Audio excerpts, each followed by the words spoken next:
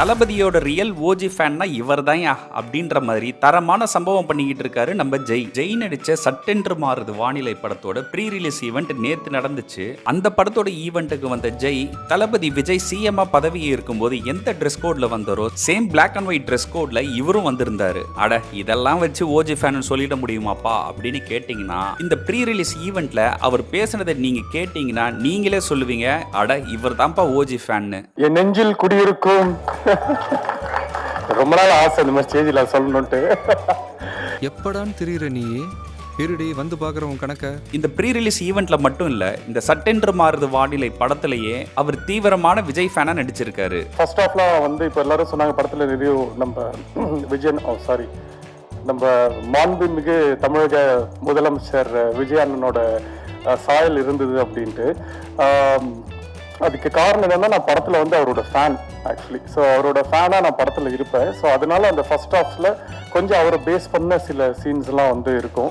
அவர் மாதிரியே கொஞ்சம் body language பண்ணுறது, அவர் மாதிரி டைலாக் பேசுறது அதெல்லாம் இருக்கும். பட் செகண்ட் ஹாஃப்ல கதைக்குள்ள போற மாதிரி ஒரு இம்பாக்டா இருக்கிற மாதிரி ஒரு ஸ்க்ரீன் பிளே இருக்கும். பட் இது செகண்ட் ஹாஃபே ஒரு பெரிய ஒரு சேலஞ்சிங், ஒரு ஃபர்ஸ்ட் டைரக்டருக்கு ஒரு பெரிய சேலஞ்சிங் ஸ்கிரிப்ட் தான். இதெல்லாம் வச்சு மட்டும் அவர் ஓஜே ஃபேனை நம்ம சொல்ல முடியாது. விஜய் எலெக்ஷன்ல நிற்கும் போது அவருக்காக பிரச்சாரத்திலேயே இறங்கினாரு நம்ம ஜெய். சினிமா இண்டஸ்ட்ரியில ஃபியூச்சர் இருக்க ஒருத்தவங்க இப்படி பிரச்சாரத்துல வந்து பேசுறது அவ்வளவு சாதாரண மேட்டர் கிடையாதுன்றது நம்ம எல்லாருக்குமே தெரியும். நடிகர் நம்முடைய ஜெய் அவர்கள் சொல்லவே வேணா, உண்மையிலே அன்பு தம்பி மாதிரி எலெக்ஷன் கேம்பெயின் அப்போ போய் கேம்பெயின் பண்ணதா சரி, அது பிறகு வந்து பல விஷயங்கள்ல வந்து விஜய் சாருக்காக சப்போர்ட்டா இருந்ததும் சரி, அந்த இதுக்கு வந்து செரிமனிக்கு வந்து ஓடி வந்து பார்ட்டிசிபேட் பண்ற விஜய் நான் பார்த்தேன் அந்த வீடியோவை.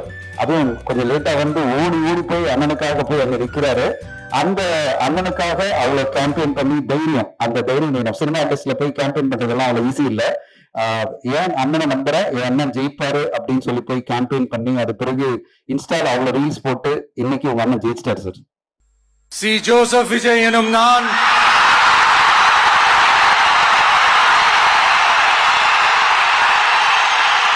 விஜய்க்கும் ஜெய்க்குமான அண்ணன் தம்பி பாசம் இது இப்ப வந்தது இல்ல. விஜயோட பகவதி படத்துல ஜெய் தம்பியாவே நடிச்சிருப்பாரு. Happy birthday.